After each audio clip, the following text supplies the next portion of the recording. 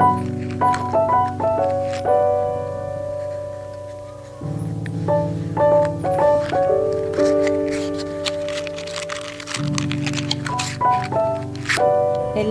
നമസ്കാരം.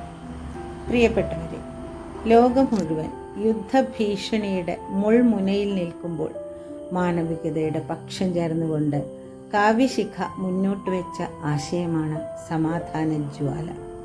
മനുഷ്യ സമൂഹം സ്വാർത്ഥതയുടെ പടുകുഴിയിലേക്ക് ആണ്ടുപോകുമ്പോൾ വൈരാഗ്യം ഉടലെടുക്കുന്നു. പിന്നെ വെട്ടിപ്പിടിക്കുക എന്ന ലക്ഷ്യം മാത്രം. അവിടെ തകർന്നു വീഴുന്നത് മനുഷ്യത്വമാണ്. നമുക്ക് കേൾക്കാനാവുന്നത് നിലവിളിയൊച്ചകൾ മാത്രം. കുഞ്ഞുങ്ങളുടെ, അമ്മമാരുടെ, നിരാലംബരുടെ നിലവിളികൾക്കിടയിൽ പടുത്തുയർത്തുന്ന സാമ്രാജ്യങ്ങൾക്ക് എന്തർത്ഥമാണുള്ളത്? ഗാസയിൽ പിടഞ്ഞു വീഴുന്ന കുഞ്ഞുങ്ങളുടെ നിലവിളിയൊച്ചകൾ നമ്മുടെ എല്ലാം കാതുകളിൽ പ്രതിധ്വനിക്കുകയാണ്. ദുഷ്ടത നിറഞ്ഞ മനുഷ്യ മനസ്സിലേക്ക് ഇത്തിരി വെട്ടം പകർന്നു കൊടുക്കാനായി നമ്മുടെ സമാധാന ജ്വാലയ്ക്ക് കഴിയട്ടെ. ഇന്നത്തെ സമാധാന ജ്വാല പരിപാടി ഉദ്ഘാടനം ചെയ്യുന്നത് അഡ്വക്കേറ്റ് ആശ ഉണ്ണിത്താനാണ്. തികഞ്ഞ മനുഷ്യസ്നേഹിയും മനുഷ്യാവകാശ പ്രവർത്തകയും സമൂഹ നന്മയ്ക്ക് വേണ്ടി നിരവധി കാര്യങ്ങൾ ചെയ്യുന്നവരുമായ അഡ്വക്കേറ്റ് ആശ ഉണ്ണിത്താനെ ആദ്യമായി ഞാൻ പരിപാടിയിലേക്ക് സ്വാഗതം ചെയ്യുകയാണ്. അധ്യക്ഷയായിരിക്കുന്നത് നമ്മുടെ പ്രിയപ്പെട്ട ശ്രീനന്ദിനി സജീവ്. വള്ളത്തോൾ ടീമിൻ്റെ കരുത്തയായ സാരഥി തന്നെയാണ് ശ്രീനന്ദിനി. ശ്രീനന്ദിനിയെ ഞാൻ സ്വാഗതം ചെയ്യുന്നു. നന്ദി പറയുന്നത് നമ്മുടെ പ്രിയപ്പെട്ട ആരോമലാണ്. വള്ളത്തോൾ ടീമിലെ കുഞ്ഞ് സുഹൃത്താണ്, നല്ല കവിയാണ്. ആരോമലിനെ ഞാൻ സ്വാഗതം ചെയ്യുകയാണ്. ഈ സമാധാന ജ്വാല എന്ന പരിപാടി നമ്മുടെ ഡയറക്ടറായിട്ടുള്ള രാവുണ്ണി മാഷുടെ കീഴിൽ ഒരു നല്ലൊരു സംഘം തന്നെ ഇതിനു വേണ്ടി പ്രവർത്തിക്കുന്നുണ്ട്. ചാക്കോ മാഷും അതുപോലെ സുധീഷ് ചന്ദ്രൻ, രമണ വികാസ്, അങ്ങനെ ഒരുപാട് പേര് പോസ്റ്റർ തയ്യാറാക്കാനും മറ്റ് സമാധാന ജ്വാലയുടെ ഓരോ ദിവസത്തെ പരിപാടിയും കോർഡിനേറ്റ് ചെയ്യാനായിട്ട് അവരെല്ലാം വളരെ സജീവമായി രംഗത്തുണ്ട്. അവരെ സ്വാഗതം ചെയ്യുന്നു. ഒപ്പം തന്നെ ഈ പരിപാടിയിലേക്ക് നിങ്ങളേവരെയും ഹൃദയപൂർവ്വം സ്വാഗതം ചെയ്തുകൊണ്ട് നിർത്തുന്നു. എല്ലാവർക്കും നമസ്കാരം. കാവ്യശിഖയുടെ ഏകോപനത്തിൽ ഉള്ള സമാധാന ജ്വാല, സർവസംഹാരിയായ യുദ്ധാസക്തിക്കെതിരെ മലയാള കവിത എന്ന ടൈറ്റിലിൽ നടക്കുന്ന ഈ സമാധാന ജ്വാല 17/6/2025 ബഹുമാനപ്പെട്ട സച്ചിദാനന്ദൻ മാഷാണ് ഉദ്ഘാടനം ചെയ്ത് ഇതിന്റെ തിരികൊളുത്തിയത്. ഇതിന്റെ 7ാം ഘട്ടം ഇന്ന് 46ാമത്തെ ദിവസം ആയിട്ടുണ്ട്. ഇപ്പോഴും നമുക്ക് നമ്മുടെ കൺമുന്നിൽ യുദ്ധത്തിന്റെ കൊടും ഭീകരതകൾ അനുഭവിക്കാനാവുന്നുണ്ട്. ചാനലുകളിലൂടെയും പത്രത്തിലൂടെയൊക്കെ നമുക്ക് അതിന്റെ ആ ഭീകരത മുഴുവനും അറിയാനാവുന്നുണ്ട്.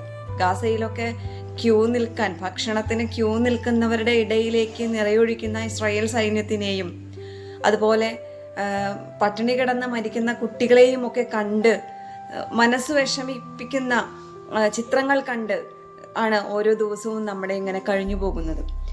അപ്പോൾ ഈ യുദ്ധക്കൊതിയന്മാരായിട്ടുള്ള, അങ്ങനെ തന്നെ നമ്മൾക്ക് വിശേഷിപ്പിക്കണം, യുദ്ധക്കൊതിയന്മാരായിട്ടുള്ള ഭരണാധികാരികൾ യുദ്ധം ചെയ്യുന്നത് യഥാർത്ഥത്തിൽ മറ്റു രാജ്യങ്ങളോടല്ല, മനുഷ്യരാശിയോട് മൊത്തത്തിലായിട്ടാണ്. മനുഷ്യരുടെ വിഷമങ്ങളോ ദുഃഖങ്ങളോ പരസ്പരം ചേർത്ത് പിടിക്കാൻ കഴിയാത്ത ആ ഒരു അവസ്ഥയിൽ കടന്നു പോകുന്ന അവരുടെ മനസ്സിനെ ഇനിയെങ്കിലും മാറ്റം ഉണ്ടാവട്ടെ എന്നാണ് നമ്മൾ പ്രത്യാശ പുലർത്തുന്നത്. ഇപ്പോൾ അങ്ങനെ പ്രാർത്ഥിക്കേണ്ടിയിരിക്കുന്നു. ഇപ്പോൾ ഇവിടെ പട്ടിണി മരണങ്ങൾ കൂടുതൽ, ആയിരക്കണക്കിന് ദിവസങ്ങളായിട്ടാണ് യുദ്ധം തുടരുന്നത്. കുറച്ച് ദിവസങ്ങൾക്ക് മുൻപാണ് നമുക്കറിയാം ഇപ്പോൾ ഇന്ത്യയും പാകിസ്ഥാനും തമ്മിലൊരു സംഘർഷമുണ്ടായി. അതിനുശേഷം ഉണ്ടായത് നമ്മുടെ ഇറാനും ഇസ്രായേലും തമ്മിലുള്ള ഒരു യുദ്ധ അന്തരീക്ഷം, പശ്ചിമേഷ്യയാകെ പുകയുന്ന ഒരവസ്ഥയുണ്ടായി. ഒരേ സമയം ഇസ്രായേൽ ഗാസയിലും അതുപോലെ തന്നെ ഇറാനിലും യുദ്ധം ചെയ്യുന്ന ഒരവസ്ഥ. അതിനുശേഷം പിന്നീട് ഇപ്പോൾ ഈ അടുത്ത് തായ്ലൻഡ് കംബോഡിയ അതിർത്തി തർക്കം രൂക്ഷമാവുകയും അങ്ങനെ അത് ഇപ്പോൾ വെടിനിർത്തലിലേക്ക് പോയിരിക്കുന്ന ഒരവസ്ഥയും ഉണ്ടായി.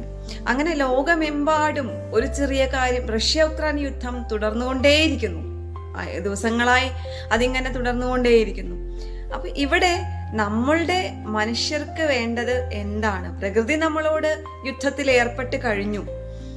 വൻ കാട്ടുതീയായും സുനാമിയായും അല്ലെങ്കിൽ കാലാവസ്ഥ വ്യതിയാനമായും കൊടും ചൂടായും അതിവർഷമായും ഒക്കെ നമ്മളോട് യുദ്ധത്തിൽ ഏർപ്പെട്ട് കഴിഞ്ഞു. ഈ അവസ്ഥയിൽ മനുഷ്യർ ഒന്നു ചേർന്ന് മനുഷ്യനിർമ്മിത യുദ്ധങ്ങൾ അവസാനിപ്പിച്ച് ഇനിയെങ്കിലും മനുഷ്യരാശിക്ക് വേണ്ടി വരും യുഗങ്ങളിൽ ഈ ഭൂമിയിൽ മനുഷ്യവാസം നിലനിൽക്കുന്നതിന് വേണ്ടി യുദ്ധം അവസാനിപ്പിക്കുക എന്നൊരു സന്ദേശം തന്നെയാണ് ഈ ഒരു സമാധാന ജ്വാല നൽകാനായിട്ട് ആഗ്രഹിക്കുന്നത്. ഇപ്പോൾ ഇനി ഈ സമാധാനത്തിന്റെ നാൾ വഴികൾ സ്വപ്നമായിട്ട് മാറുന്ന ഒരു കാലം ഉണ്ടാവരുത്. അപ്പൊ അത് ഇനിയും നമുക്ക് ഉണ്ടാവണം, സ്വപ്നങ്ങൾ ഉണ്ടാവണം. ഈ യുദ്ധം ചെയ്യുന്ന ഇടങ്ങളിലെല്ലാം ഉള്ള ആളുകൾക്ക് അവരുടേതായിട്ടുള്ള സ്വപ്നങ്ങളും വികാരങ്ങളും വിചാരങ്ങളും എല്ലാം ഉണ്ട്. ആ മനുഷ്യരെ കാണാതെ പോകരുത്. അത് അവസാനിപ്പിക്കേണ്ടത് നമ്മുടെ കൂടി ബാധ്യതയാണ്.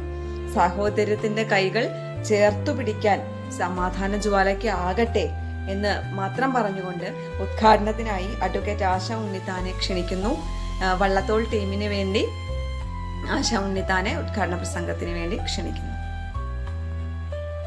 പ്രിയമുള്ളവരെ, കാവ്യശിഖയുടെ സമാധാന ജ്വാല 2025 ജൂൺ 17 നമ്മുടെ പ്രിയപ്പെട്ട കവി സച്ചിദാനന്ദ മാഷ് ഉദ്ഘാടനം ചെയ്തത് നമുക്കറിയാം.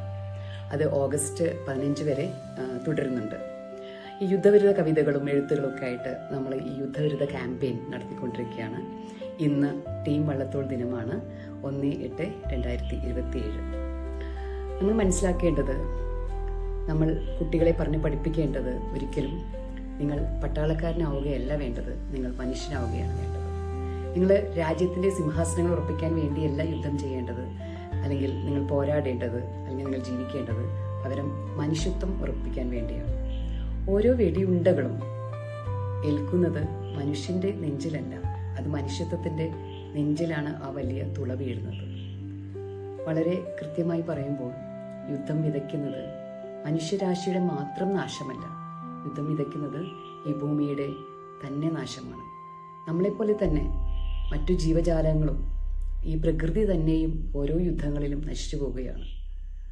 ആയതെല്ലാം മനുഷ്യൻ ഈ ഭൂമിയുടെ അധിപനായി നിന്നുകൊണ്ട് യുദ്ധം അവൻ്റേതാണ്, രാജ്യങ്ങൾ വെട്ടിപ്പിടിക്കുന്നത് അവനാണ് എന്നുള്ളതെല്ലാം മാറ്റി ഒരു ഭൗമ രാഷ്ട്രീയം ഉയർത്തിപ്പിടിച്ചുകൊണ്ട് യുദ്ധം നമ്മുടേത് അല്ല, പട്ടാളക്കാരൻ അല്ല നമ്മളാവേണ്ടത്, പണം ചെലവാക്കേണ്ടത് യുദ്ധത്തിന് വേണ്ടിയല്ല, സഹജീവികളുടെ ജീവിതത്തിനും അന്തസ്സ് ഉയർത്തിപ്പിടിച്ച് ജീവിക്കാൻ സാധിക്കുന്ന രീതിയിലുള്ള ഒരു ഇടം സാധ്യമാക്കാൻ വേണ്ടിയിട്ടാണ്. ആ രീതിയിലുള്ള കവിതകളും എഴുത്തുകളും തുടർന്നും നമുക്ക് ചെയ്തുകൊണ്ടിരിക്കണം. നമ്മൾ ഇപ്പോഴല്ലെങ്കിൽ പിന്നെ എപ്പോഴാണ് പറയുക? അതാണ് എനിക്കിവിടെ പറയാനുള്ളത്. ഇന്നത്തെ ദിവസം ഔപചാരികതയുടെ പേരിൽ, നിങ്ങളുടെ എല്ലാവരുടെയും പേരിൽ ഞാൻ ഉദ്ഘാടനം ചെയ്തതായി പറയുന്നു. നന്ദി, നമസ്കാരം. ദേശീയവും അന്തർദേശീയവുമായ സംഘർഷങ്ങൾ നിറഞ്ഞ ഒരു കാലഘട്ടത്തിലൂടെയാണല്ലോ നാം കടന്നു പോകുന്നത്. ഇതിനിടയിൽ സമാധാനത്തിന്റെ ദീപം കൊളുത്തിയ ഈ സമാധാന ജ്വാല എന്ന പരിപാടി ഇവിടെ അധ്യക്ഷത വഹിച്ച നന്ദിനി ടീച്ചർക്ക് ഞാൻ നന്ദി പറയുന്നു. ഈ പരിപാടി ഉദ്ഘാടനം ചെയ്ത അഡ്വക്കേറ്റ് ആശ മാഡത്തിനും ഞാൻ നന്ദി പറയുന്നു. കൂടാതെ ഈ പരിപാടിക്ക് സ്വാഗതം പറഞ്ഞ ഗീത ടീച്ചർക്കും ഞാൻ നന്ദി പറയുന്നു. ഈ പരിപാടി കണ്ടുകൊണ്ടിരിക്കുന്ന എല്ലാ മാന്യപ്രേക്ഷകർക്കും എൻ്റെ പേരിലും കാവ്യശിഖയുടെ പേരിലും